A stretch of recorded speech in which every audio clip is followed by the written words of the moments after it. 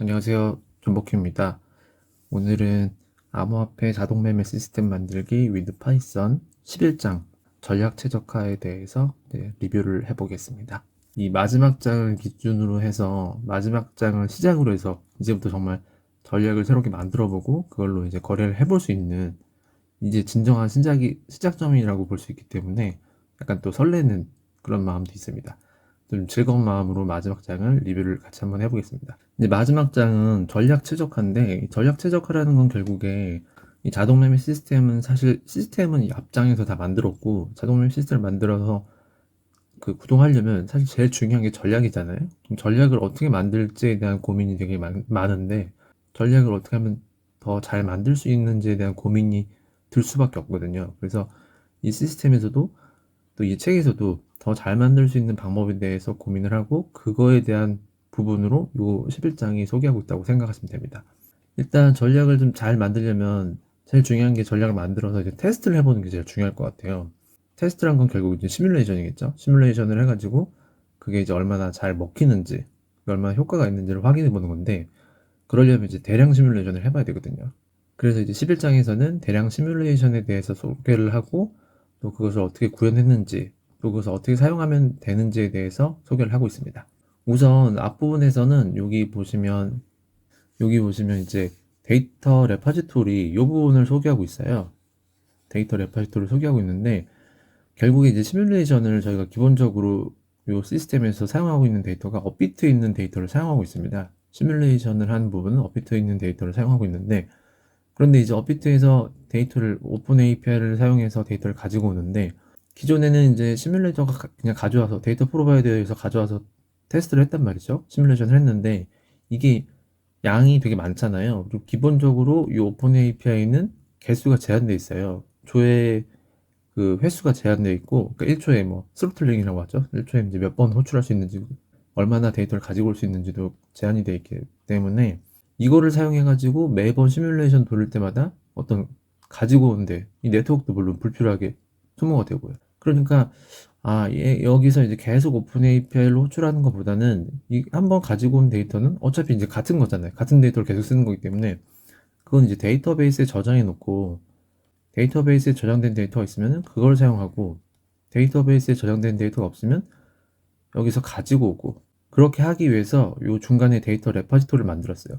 물론 이런 고민도 있어요. 데이터베이스를 그냥 바로 쓰면 되지 않냐. 그리고 여기 업비트에 있는 데이터를 바로 여기다 다 집어넣으면 되지 않냐라고 하시는 분도 있을 수 있어요. 근데 여기 있는 데이터가 계속 갱신된다는 거예요. 그러니까 저희가 사용하는 그 거래 데이터가 이렇게 있는 이 거래 데이터가 날마다 갱신되잖아요. 지금도 계속 갱신되고 있잖아요. 그러면 그 갱신될 때마다 이렇게 가지고 오는 요 패치하는 작업을 누가 업데이트하는 작업을 누군가 계속 해줘야 되잖아요. 이걸 누가 할 거예요. 그쵸? 그럴 때 여기 아주 유용하게 사용할 수 있죠. 데이터 레파지토리라는 걸 만들어 가지고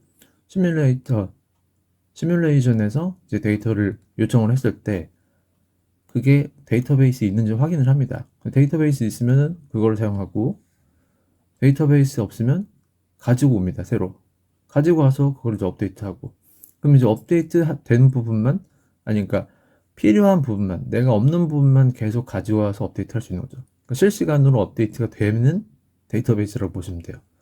그리고 결정적으로 이걸 사용하는 요 데이터 프로바이더 시뮬레이션 데이터 프로바이더는 지금 내가 그 데이터가 있는지 아니면 업데이트 가지고 와야 되는지에 대해서 전혀 알 수가 없어요. 그리고 알 필요가 없어요.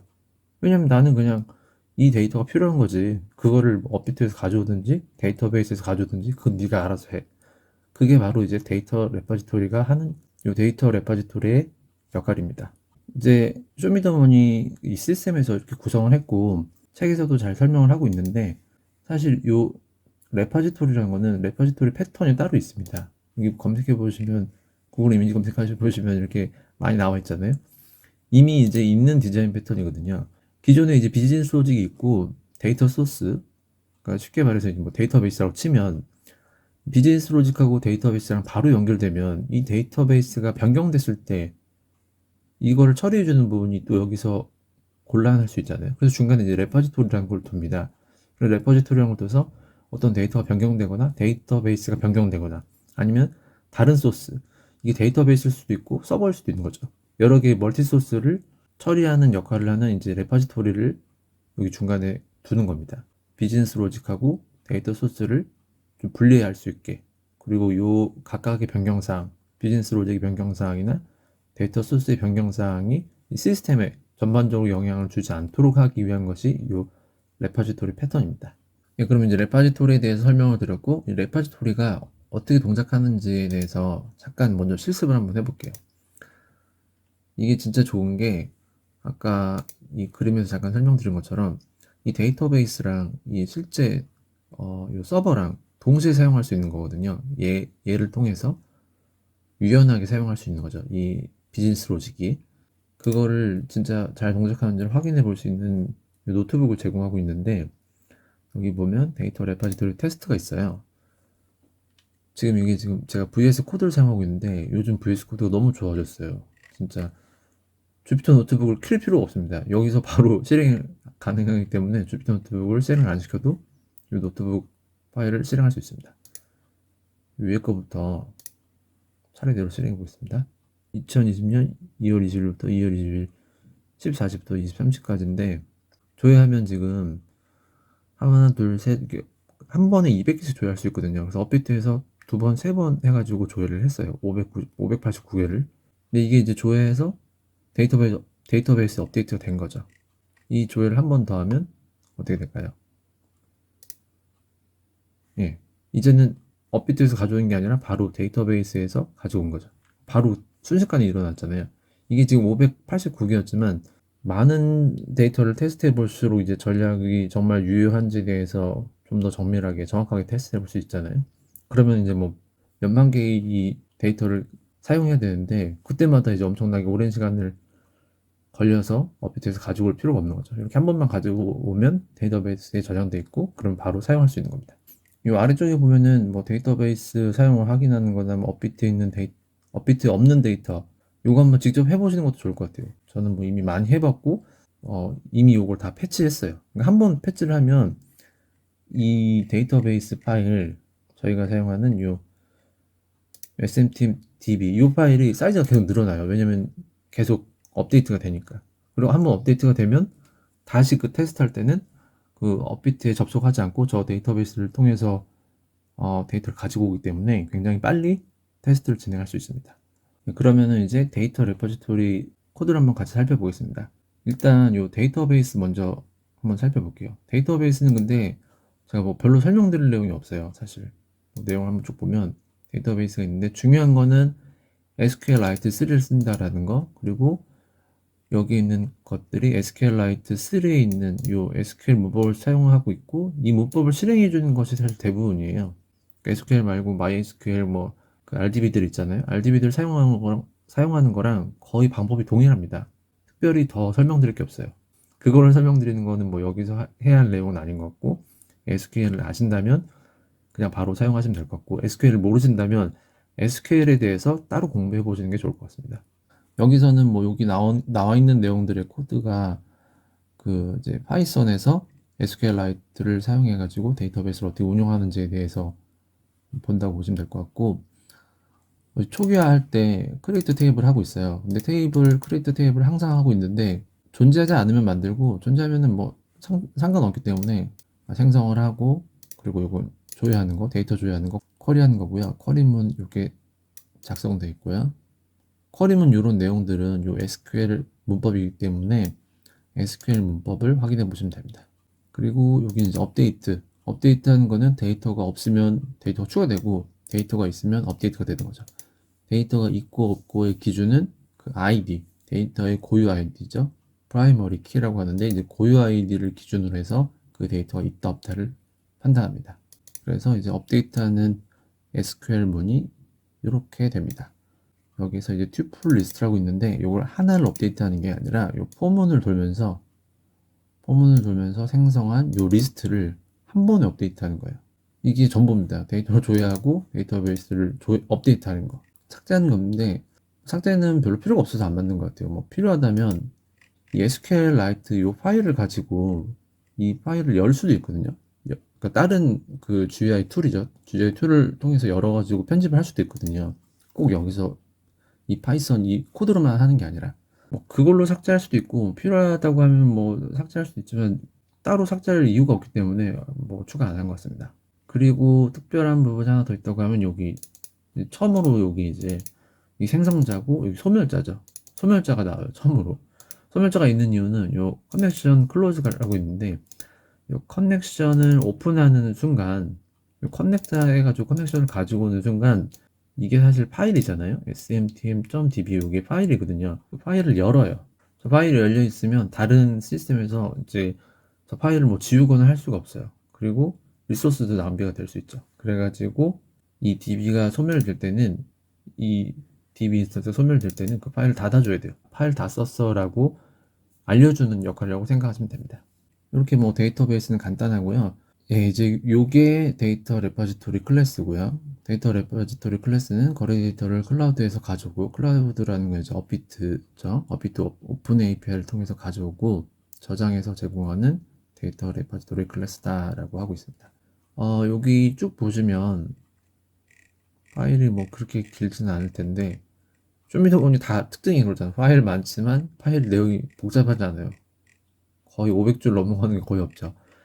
200줄인데 특징이 뭐냐면 쭉 보시면 여기 언더바 붙어 있는 거는 프라이빗 메소드라고 생각하시면 돼요. 그러니까 내부에서만 사용하는 거예요.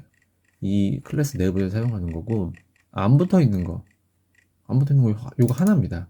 그러니까 이 클래스의 인스턴스는 외부에서는 요 인터페이스만 제공하는 거예요. 오픈되어 있는 거예요. 퍼블릭 인터페이스는.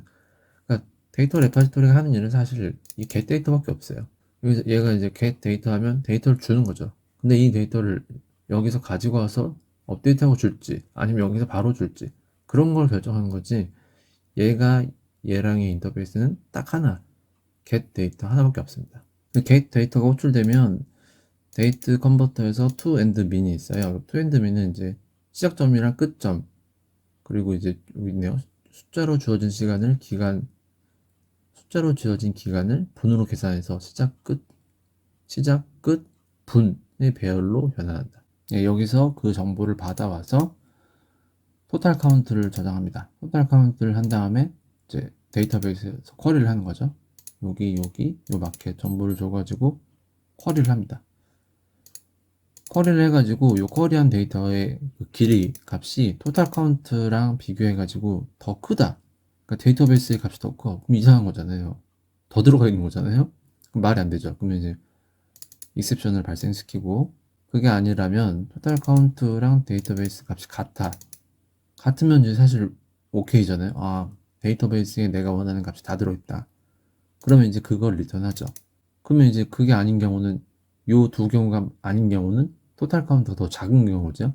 토탈 카운트가 더 작다는 거는 업비트에서 더 가져와야 할 데이터가 있다는 거죠.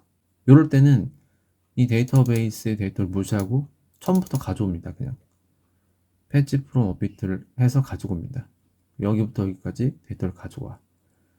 요거는 요 아래쪽에 있죠. 업비트 서버에서 n번 데이터를 조회해서 최종 결과를 반환한다. 이게 또 좀 복잡할 수 있어요. 이게 n번이라는 것이 좀 복잡할 수 있는데 실제로 좀 복잡한데 왜 그러냐면 업비트에서는 한 번에 200개를 조회할 수 있거든요. 한 번에 200개를 조회할 수 있으니까 그러면 200으로 나눠가지고 쪼개가지고 그럼 조회하면 되네? 그건 맞아요. 그런데 또 하나의 문제가 있어요. 일단 그렇게는 맞거든요. 그래서 여기가 그 내용인 거예요. 맥스 카운트 200으로 해가지고 시작과 끝을 쪼개는데 200으로 해가지고 그러면 이제 배열이 여러 개가 나온 거죠. 200개로 200분으로 쪼개가지고 쭉 해서 배열을 디티리스트로 만들어 줍니다. 요 to and mean이 그럼 디티리스트에 있는 거를 200분씩 쪼갠 요거를 돌리는 거죠. 요 퍼문을 돌면서 패치를 하는 거예요. 패치를 하는데 이제 업비트에서 가져오는 거죠. 근데 이 쿼리 데이터가 있다. 그러니까 200개인데 DB에서 가지고 와요. 가지고 와서 그게 같아. 그러면 그걸 넣고 이 쿼리한 데이터를 넣는 거죠. 근데 그게 아니야. 그러면 이제 업비트에서 꺼내는 거예요. 업비트에서 꺼내는 건데 이 업비트에서 가져오는 부분은 쭉 보면 여기서 가져온다. 가지고 오는 건데 그냥 가지고 오는 게 아니라 또 while문이 있네요. 이게 왜 또 있냐? 이게 왜 있냐면 원래는 이게 없어도 200개씩 가져오면 그만이잖아요. 근데 업비트에서 요런 에러를 줘요. 원래 200개씩 주는데 너무 많이 요청을 하면 한 IP에서 너무 많이 요청하면은 이거 스로틀링을 걸어요. too many request라고 해서 클라이언트에다 에러를 딱 때려버려요. 그래서 오픈 AP를 썼는데 에러가 와요. 그러면 어떡해요? 저 에러 날 수 없잖아요. 왜냐면 조금 기다렸다가 다시 받으면 되잖아요. 그래가지고 슬립을 줬어요. 슬립을 0.5초를 주고 다시 도는 거죠. 주세요라고 했는데 지금 안 된대요. 그러면은 또 다시 좀 처음부터 하면 또 복잡하잖아요. 그래서 잠깐 기다렸다가 될 때까지 여기 기다리면서 그걸 받을 때까지 받아가지고 오는 거죠. 그래서 요거는 받아오는 거다. 그 메소드라고 보시면 되고, 요거는 실제 받아오는, 요거는 이제 예전에 있었던 그 시뮬레이션 데이터 프로바이더에 있었던 메소드랑 동일합니다. 그냥 가져오는 캔들을 가지고 오는 메소드고요. 그래서 요거를 다시 거슬러 올라가 보면 여기서 이제 업비트에서 가지고 왔죠. 그 다음에 해야 되는 게 이제 리커버리거든요.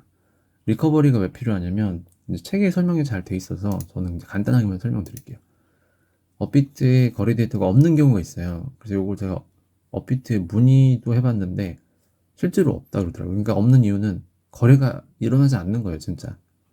예를 들면 밤 같은 경우에는 실제로도 거래가 없는 경우가 종종 있더라고요. 그래가지고 그럴 때는 이전 거랑 동일하게 채워놓도록 해놨어요. 앞에 데이터를 복사해서 채워놓는 걸로. 그렇게 리커버리 하는 게 맞는 건지에 대한 고민은 조금 더 해볼 필요도 있을 것 같습니다. 어쨌든 그렇게 돼 있고 리커버리 한 다음에 여기 업데이트 합니다. 업데이트는 데이트 타임을 컨버트 한 다음에 데이터베이스에 업데이트 하는 겁니다. 그러니까 이건 가져왔으니까 업비트에서 가져왔으니까 데이터베이스에 업데이트 해야 되는 거잖아요. 업데이트하고 마지막으로 요거를 넣어주는 거예요. 토탈 데이터에. 이렇게 해서 계속 돌아가지고 토탈 데이터를 다 채우는 겁니다. 그래가지고 리턴 하는 겁니다. 네, 끝났습니다. 요 데이터 레퍼지토리가 하는 역할은 get 데이터를 하는 거고, 이 get 데이터는 일단 DB에서 가지고 와서 DB에 있는 데이터가 정확하게 맞다 하면 그걸 바로 쓰고, 부족하다고 하면 업비터에서 가지고 와가지고 그 부족한 부분을 채워놓고, 채우면서 동시에 이제 데이터베이스에도 채우는 거죠. 채워가지고 그 데이터를 전달한다. 중요한 건 그 데이터를 전달하는 건 동일합니다. 데이터를 전달하든지 서버에서 채워놓은 걸 전달하든지, 어쨌든 요청한 데이터를 get 데이터로 요청한 데이터에 대해서 start, end, market 요 정보에 맞는 데이터를 전달을 해준다 하는 게 요 데이터 레퍼지토리의 역할이고 구현 내용이었습니다. 시뮬레이션을 할 때, 대용량의 시뮬레이션을 할 때 필요한 그 데이터를 좀 더 효율적으로 가지고 오기 위해서 저희가 이제 데이터 레퍼지토리라는 걸 만들었고, 그걸 사용해 가지고 좀 더 빠르게 데이터를 가지고 오는 부분은 설명을 드렸습니다. 그러면 이제 시뮬레이션을 해야 되는데 이게 한 번에 다 할 수는 없잖아요.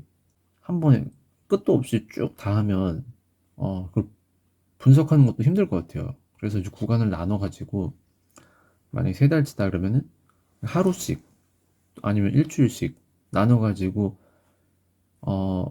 실제로 시뮬레이션을 해보고 그 결과를 비교해서 어떤 부분에 좀 문제가 있다, 어떤 부분은 수익률이 좋구나 하면은 그 부분을 좀 다시 좀 더 좀 깊게 확인해보는 그런 방식으로 접근하는 게 좋을 것 같습니다.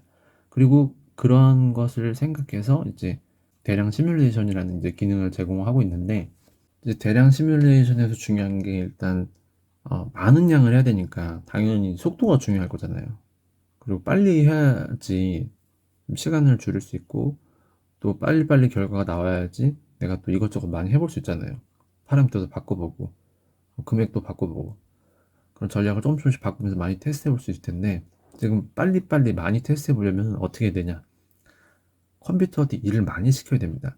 컴퓨터한테 일을 많이 시킨다는 건 어떤 거냐, 앞쪽에서 이제 워커라는 걸 썼었어요. 워커는 스레드죠. 스레드고 이제는 멀티 프로세스를 써야 됩니다. 멀티 프로세스라는 거는 저희가 일반적으로 프로그램을 실행시키면 그거 하나의 프로세스입니다. 그러니까 프로그램을 뭐든지 뭐 크롬 브라우저나 아니면은 파일 탐색기나 아니면 VS 코드 이런 것도 각각 하나의 프로세스라고 보시면 돼요. 각각 하나의 프로세스인데 이제 시뮬레이션을 여러 개를 돌려야 되잖아요. 빨리 돌려야 되니까 이거를 동시에 여러 개의 프로그램을 돌리는 것처럼 이렇게 여러 개의 프로세스를 사용하는 겁니다. 프로세스 1, 프로세스 2, 프로세스 P까지 쭉 해가지고 한 번에 이 설정 N개의 설정을 쭉 던지는 거예요. 프로세스들한테. 이렇게 던지면 어떻게 될까요? 컴퓨터에서 열이 납니다. 당연하죠. 왜냐면은 동시에 컴퓨터 지금 크롬 브라우저를 한 번에 10개를 띄운다. 그런 거랑 동일한 겁니다. 크롬 브라우저를 10개 띄운다거나 VS 코드를 한 번에 10개 실행시킨다. 그렇게 보시면 될 것 같아요. 그렇게 실행시켜가지고 동시에 처리해가지고 이 결과를 모으는 이렇게 수행하는 것이 이제 멀티 프로세싱 해서 대량의 시뮬레이션을 한 부분입니다. 이 부분에 대해서 잠깐 설명을 드리겠습니다. 일단 뭐 개발자분들은 얼마나 이게 귀찮고 힘들고 복잡한 일이라는 걸 아실 거예요. 멀티 프로세싱이라는 것 자체가. 프로그래밍을 하셨던 분이라면 이거를 보시고 멀티 프로세스를 이렇게 쉽게 할 수 있나? 프로세싱을 이렇게 쉽게 할 수 있나? 라고 감탄하시게 될 겁니다.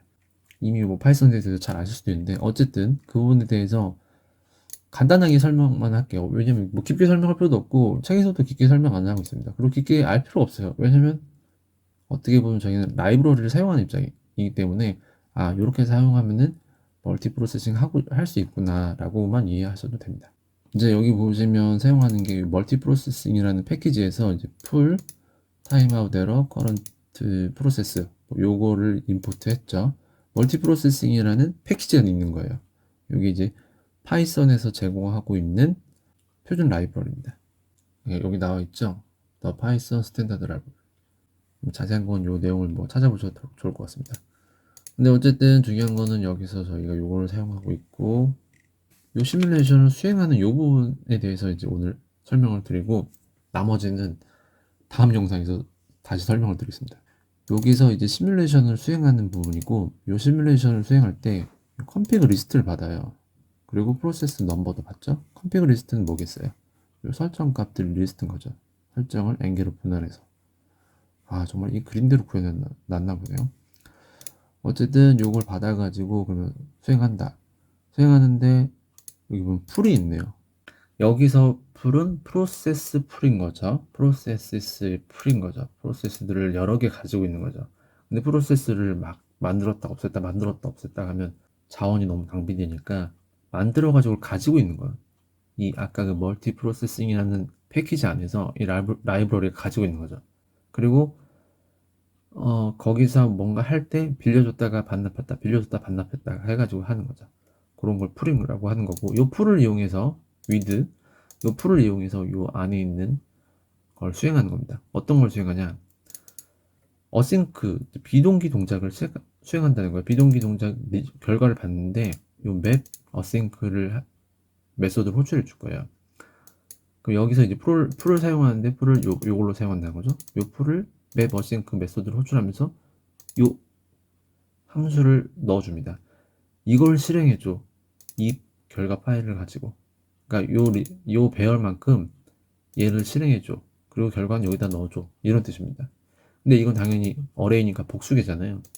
이게 10개다 그러면 10개를 차례대로 여기다 넣어주는 거예요. 얘를 실행하면서 여기 있는 배열에 있는 값들을 넣어가지고 이걸 실행해주면서 다 실행한 얘네들이 이제 결과를 리턴할 거잖아요.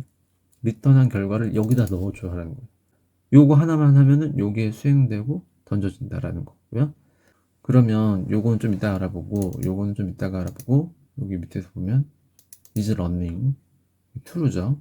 true로 해놓고 얘를 가지고 와요. get 합니다.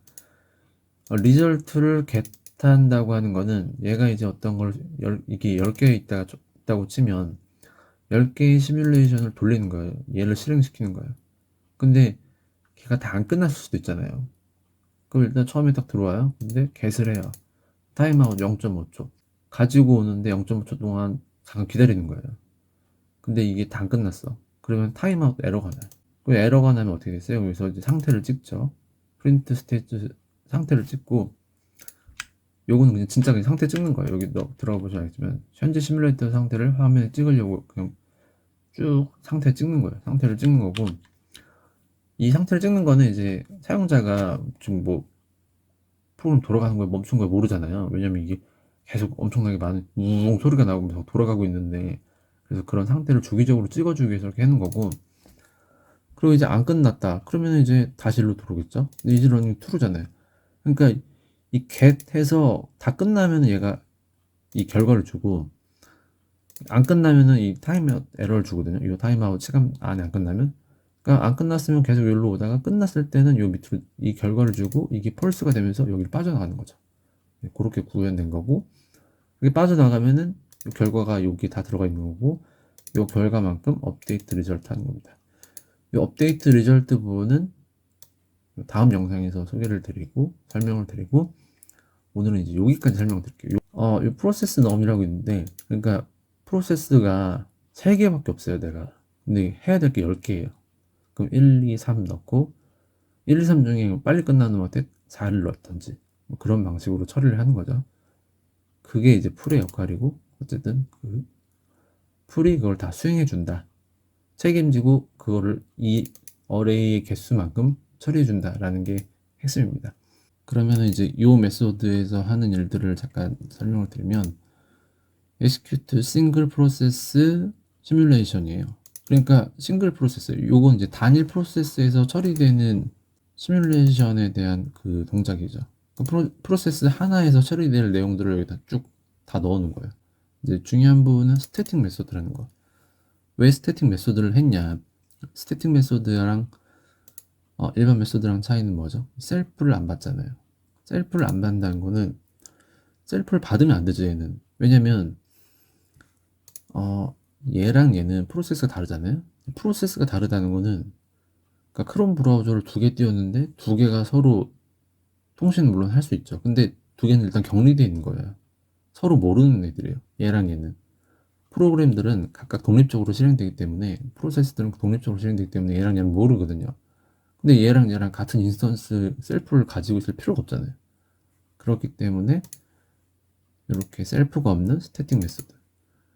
그러니까 뭐 그냥 내부함 쓸 수도 있고, 뭐 어쨌든 그냥 그런 셀프를 공유하지 않는 그런 이제 메소드인 거죠. 함수인 거죠. 요게 실행되는 거고, 요 실행된 내용은 요 컨피그를 받아가지고 요 이니셜라이즈 한 다음에 run single 하는 겁니다. get initialized operator죠. 요거는 딱 봐도 요 설정값 내용대로 오퍼레이터를 이니셜라이즈 한 다음에 인스턴스를 받는 거겠죠. 여기 딱 맞네요. 시뮬레이션 오퍼레이션 생성 후 주어진 설정값으로 초기화하여서 반환한다. 이걸 눌러서 가볼 수 있어요. 근데 뭐 딱 그 내용이겠죠. 메소드는 이렇게 작성이 됩니다. 이 이름만 봐도 무슨 내용이구나 하는 걸 대충 파악할 수 있고, 또 이렇게 닥스트링도 적어두고, 그러면 그걸 보고 요게 이런 내용이구나 라고 쉽게 이해할 수 있죠. 모르는 사람이 보더라도. 어쨌든 여기 오퍼레이터를 받아와서, 요 값으로 초기화된 오퍼레이터를 받아와서 run single 뭐 당연히 시뮬레이션 1을 실행하는 거겠죠. 실행한 다음에 결과 받는다. run single로 가볼까요? run single 뭐 오퍼레이터 스타트 한 다음에 끝날 때까지 계속 이제 while문 기다렸다가, 끝나면은 라스트 리포트 받아가지고 getScore 하고, 그리고 스탑하고 리포트 전달하는 거예요.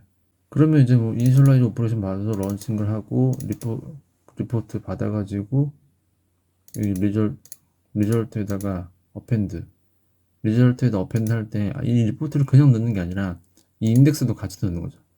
이 인덱스라는 거는 이 설정 값의 인덱스랑 뭐 그런 거 같이 넣는 거죠. 요거를 이제 오퍼레이터를 가져서 런싱글을 하는데, 이거를 한 번 이렇게 하는 것이 아니라 여러 번 하는 거죠. priority 리스트만큼 이렇게 하는 거죠. 그러니까 요 컨피그에 들어온 요 개수만큼, 컨피그에 partial priority 리스트에 들어있는 개수만큼 그 독립적인 독립적인 프로세스에서 여러 번 싱글 시뮬레이션을 돌린 다음에 그 결과를 리절트에 추가를 해가지고 그거를 리턴한다. 그게 요 싱글 프로세스 시뮬레이션이 하는 역할입니다. 그리고 이 싱글 시뮬레이션 프로세스를 컴피그 리스트의 개수만큼 수행하고 그 개수를 그 결과를 모아가지고 업데이트 리절트 한다. 여기까지가 시뮬레이션 이 메소드의 역할입니다. 여기가 이제 시뮬레이션 수행하는 부분이고, 다음번에 이제 다음 영상에서 결과 분석하는 부분이랑 업데이트하는 부분에 대해서, 그리고 이 컴피그 파일 어떻게 만들었는지에 대해서 같이 설명을 드리겠습니다. 좀 내용이 길어졌는데, 이 부분 설정 리스트를 랭게로 분할하고 멀티 프로세스를 사용해서 풀에서 이제 개별 시뮬레이션을 실행하고 그 결과를 모으는 거, 그때 요 맵 어싱크랑 어싱크 리절트 get 메소드를 사용하는 부분에 대해서 오늘 이제 코드를 설명드렸습니다. 다음번은 이 결과를 어떻게 모으고 그리고 그 결과를 어떻게 확인할 수 있는지, 그리고 확인해서 어떻게 사용할 수 있는지에 대해서 설명을 드리겠습니다. 오늘 이제 최대한 영상을 좀 짧게 만들어 보고자 평소보다 말을 좀 더 빠르게 한 것 같은데, 잘 이해가 되지 않는 부분이나 아니면 궁금한 내용이 있으시면 댓글로 달아주시면 제가 설명을 해드리거나 아니면 다음 영상에 추가로 설명을 드리도록 하겠습니다. 예, 오늘 영상은 여기까지 하겠습니다. 존버 김이었습니다.